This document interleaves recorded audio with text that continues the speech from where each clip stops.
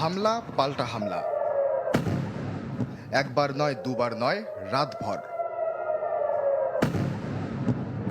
স্মরণকালের ইতিহাসে নজিরবিহীন এক রাত দেখল ইরান ইসরায়েল।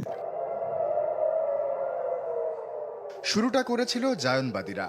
শুক্রবার ইরানের পারমাণবিক অস্ত্রের উৎপাদন ঠেকানোর নাম করে দেশটিতে একের পর এক হামলা চালায় ইসরায়েল, যার শক্ত জবাবের হুঁশিয়ারি দেয় তেহরান। মধ্যরাতেই সে প্রতিশ্রুতির কঠোর বাস্তবায়ন দেখল তেল আবিব। ইরান থেকে উড়ে আসা শত শত ক্ষেপণাস্ত্র আছড়ে পড়ে ইসরায়েলের রাজধানীতে। ভেঙে পড়ে বেশ কিছু ভবন, হতাহতের চিৎকারে ভারী হয়ে আসে দখলদার দেশটির আকাশ। ঢালাইয়ে দৃঢ়তা, নির্মাণে নিশ্চয়তা, প্রিমিয়ার সিমেন্ট, ঢালাইয়ের রাজা।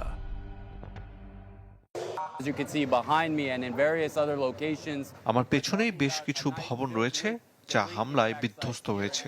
এখানে প্রচুর মানুষ আটকা পড়েছে। আমরা তাদের উদ্ধার করার চেষ্টা করছি, তবে ধ্বংসস্তূপ সরানো কঠিন হয়ে পড়েছে। আকস্মিক হামলার তীব্রতায় হতবিহ্বল হয়ে পড়ে আইডিএফ, আর নেতৃত্বে যার থাকার কথা সবার সামনে, সবার আগে তিনি দিলেন গা ঢাকা। হামলার পর মুহূর্তেই নিরাপদ আশ্রয়ে সরে যান নেতানিয়াহু।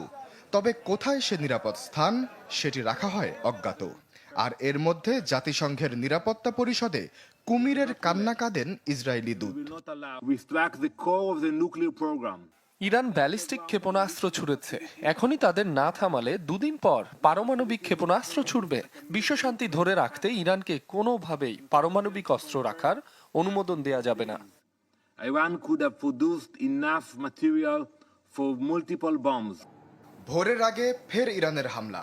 এবারে শুধু তেল আবিব নয়, লন্ডভন্ড হয় জেরুজালেম সহ বড় কয়েকটি শহর। সাইরেনের শব্দে কেঁপে ওঠে হাইফা, এলিয়াত সহ বেশ কিছু এলাকা। মধ্য ইসরায়েলে হুড়মুড় করে ভেঙে পড়ে অসংখ্য ভবন, কয়েকটি আবাসন থেকে ভেসে আসে আগুনের লেলিহান শিখা।